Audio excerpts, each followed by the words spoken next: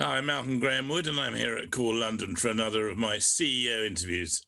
My guest today is Andrew Knott, the CEO of Savannah Energy.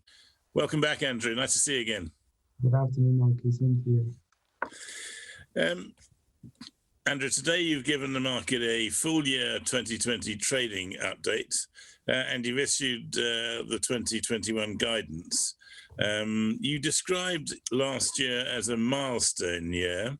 Why don't you tell us about it and how you were able to increase the total revenues for the group and also the cash collections in Nigeria? Okay, well, look, I think probably to start off with, the easiest way to sort of put everything into context is to just run through a couple of slides which just show what's happened and what we expect to happen. So if you look at this first slide, it goes through the key metrics for what we achieved in 2020. Mm-hmm. What you can see is they're all moving in the right direction, very much so. So total revenues was up 23% to $236 million. Cash collections up 11% to $187 million. The cash balance more than doubled to $106 million, and the net debt reduced by 16% to $409 million. Within that, in terms of what that then looks from a ratio perspective, our leverage went from 3.2 times to 2.2 times. Our interest coverage ratio went from 1.9 times to 2.5 times, and our margin remains very robust at nearly 80%. So those numbers are unaudited, but in terms of where we think we end up, that's where we think we end up. So that's I think that's a very, very strong showing in what was clearly a very challenging macro environment with the macroeconomic issues that we've all had to deal with over the course of the last 12 months. You asked how we've managed to do it. I think it's a very, very strong focus on the business, on making sure that we're doing what we need to do for our core stakeholders, for the government, for the local community, for our employees. And it's hard work, really, to be honest. I think, again, to put it into greater context, if you look at the next slide, what that shows is how the assets have improved their performance since we started this process of acquiring the Nigerian assets.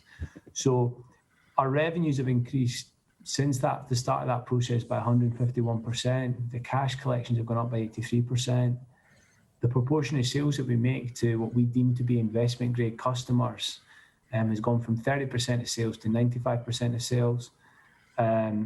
So there's really big fundamental changes that we've made in the business, how the way the business is being run, the way the business is performing, which are totally differential. And in terms of what that means for the future, I think two key things need to be appreciated by investors. The first is we have $4.3 billion of contracted revenues, which stretch out to 2037. It's a big number, 4.3 billion. And that's on a take or pay basis. That's what you would deem to be, that's the theoretical worst case scenario. All of those customers are allowed to take more gas from us, at which point we would be remunerated more, depending on the contract. But we also have an over 30-year reserve and resource life as a business. So there's a very significant bank of, I guess, in layman's terms, work in progress that we can accelerate through new contracts, new developments, which would result in significant benefits for our shareholders. So we have a lot of gas which isn't contracted or could be contracted quicker, and we have a very, very strong focus on going out there and contracting it. But even if we didn't do that, we've still got $4.3 billion of contracted revenue still to earn. So I think we've got a business which is now in a very strong position for the coming years, and it's really the result of hard work. And then we've not even talked about Niger. Well, we're coming back to that. We've got plenty to talk about. Those are very compelling slides indeed, Andrew, and thank you for sharing them with us. Before I ask the next question is, they must make a very strong comparison with what market always tries to do is make up a peer group. Do you find it difficult to make a peer group of companies that are like you, or do you just say, we are delivering this, no one's going to deliver as good as us for the foreseeable future? So I think when I look at our company, if you look at in terms of what we do as a business, if you take what we do in Nigeria, 2020 we supplied the energy, the gas, which enabled over 10% of Nigeria's power generation. Nigeria's got the largest economy in Africa. So clearly, by doing that, there's a tremendous social purpose in that work. We're keeping the lights on in the country. We're helping to get more lights on in the country. If we look at Niger, the project that we're involved in will increase over time, the wider project, the country's entire tax base by multiples. So in both cases, they're really very important projects. So when you look at the peer group, the first question I would have when you're trying to peer us, in terms of the value of the business to society, I don't think there's many companies that could credibly claim to be doing what we're doing in terms of the social impact that we make through the work that we do. In terms of then, when you look at the individual businesses themselves, so if you look at what we have in Nigeria, the long-dated contracts, the investment-grade credit guarantees we have against them, the track record that we have of delivering material changes in the business and improving things. Again, I'm not sure that within the listed market, certainly in London, there's a lot of businesses that have that profile that we have. But I mean, if you're asking me, do we look externally or do we look internally? We're entirely focused on looking internally and driving improvements. Yeah, no, I mean, absolutely right. And to be honest, benchmarking off other people. No, quite right too. They look such striking figures and so on. One of the things that took me a couple of minutes to get my head around this morning was that you've sort of modified or changed the Capex structure over a sort of 4-year period in this process, and it seems to be that you've taken Capex down over the period. Perhaps you could talk us through that one. Yeah. So look, as a business, full stop, we're always looking to try and optimize things and to get the same or better outcomes for less expenditure, as you would expect. If you look in our 2019 annual report, we set out our financial KPIs, and you'll see that we significantly exceeded each of those financial KPIs this year, significantly. One of the ones that we've been working, and it takes a lot of input from the various technical operations and commercial teams, is there a better, more clever way that we can do the next phase of activity on the Uco field? We've come up with something which we think is better, more clever, more effective, which will enhance those economics. But the key thing to say is we don't actually expect the rejig capital expenditure program to have any individual aspect of that work program to be cheaper than what we originally forecast. And we're just doing it, and we've changed the phasing in terms of what comes first and all the rest. I think there's still potential for things to come in cheaper than we're budgeting. As you know, we've got a good track record historically of things coming under what we're budgeting. But it was too early to actually reduce the cost estimates. But the rejigging was in response to a project that we had to try and work out, is there a way that we can better optimize what we're going to be doing forward. But each time, about a 13% capital expenditure reduction over the course of over the 4-year capital spend plan. Yeah, and I mean, each time you do that, you change the project economics for the better. So it must be great, to be able to do that.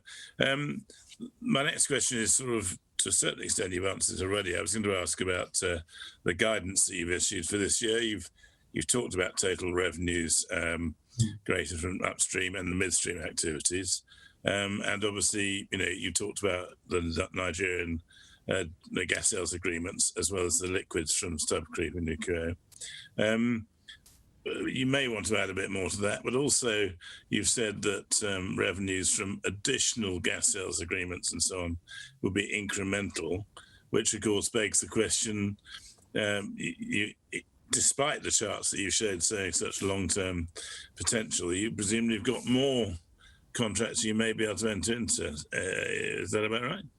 Yeah, so we currently serve in Nigeria. We currently have 3 principal customers. So 2 power stations: the Ebon Power Station, the Calabar Power Station, and the Unicem Cement Factory. We have signed another gas sales agreement with FIPL, a FAM power plant.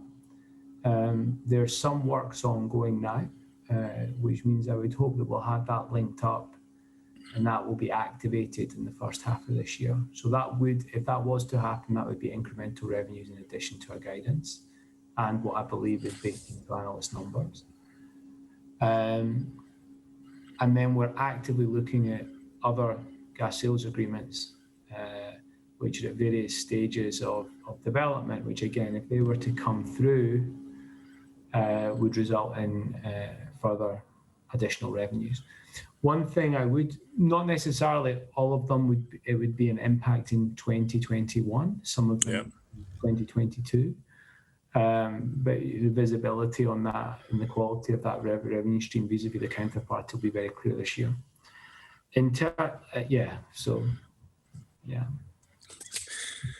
Good stuff. Now, you mentioned Niger earlier on, and so this is sort of my chance to say, where are you on Niger? You say that you're still on track to the commence installation of the EPS, which you've talked about for some time, on R3 East this year, finance and conditions permitting.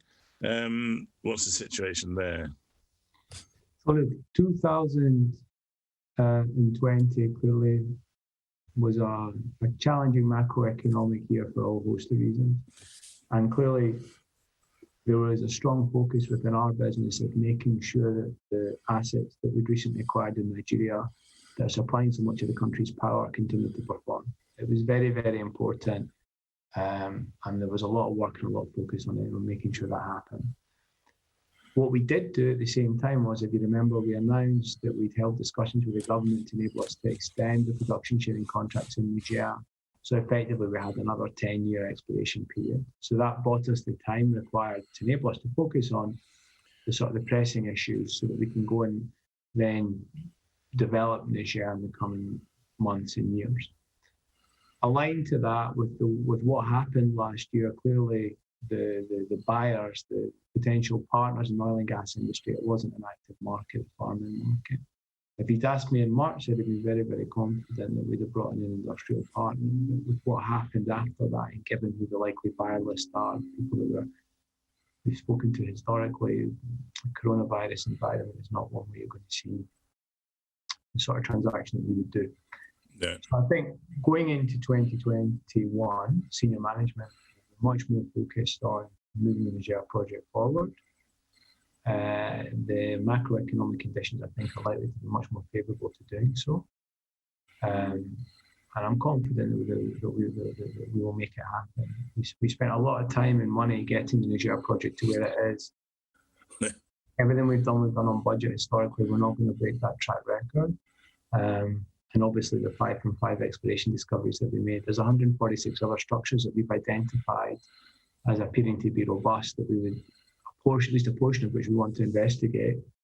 If you would say that the NPV of the R3 East early production systems are about $150 million, and every 20 million barrels is $100 million of incremental NPV. NPVs are between, depending on whether it's an early produced or back or front end, it's somewhere between $4.5 and $6 a barrel. It's a really, really good project, and you're going to be slap bang in the middle of infrastructure built by one of the largest oil companies in the world, CNPC. So it's a very exciting project. The duty that we have now is to get it moving forward again. I'm very confident we will do that. It's a great project. We like it a lot. Thank you very much indeed, Andrew. You've said so much with those charts and with your comments and so on that there's no point in me asking you where you're going to be in a year's time, because you made it absolutely clear where you would like to be and how you're going to get there. So for that, I'm extremely grateful. I'm sure the shareholders are as well. If you had any other comments before we sign off on ESG or anything like that, then please say so, because it's been great to see this set of numbers today? I mean, I think there's two aspects to it. I think the societal benefit, as we discussed already, and I won't repeat, is very, very high in both of the countries that we do, both from the energy that we create, the power that we provide to our country, and the tax contributions that we make. I would also say one thing about the Nigerian business, which I think people need to understand, is when we sign new contracts, we're typically displacing diesel-fired power generation. The carbon intensity of that of our customers powering their operations through diesel is over 50% greater typically than if they switch to gas. So not only can we offer our customers cheaper fuel, it's a much less aggressive carbon footprint using gas than it is using diesel.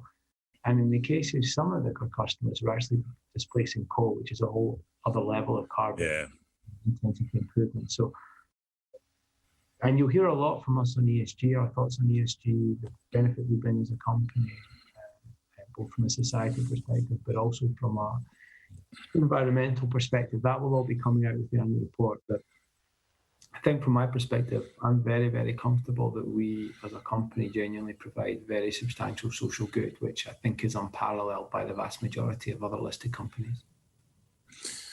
Thank you very much, Andrew. That's been a cracking run through of everything that was going last year and where you're going this year.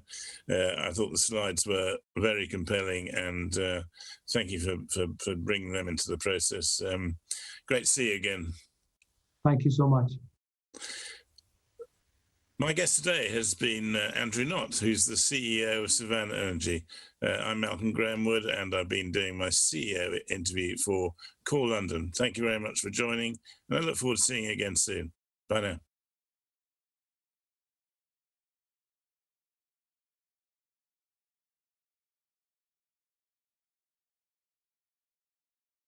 now.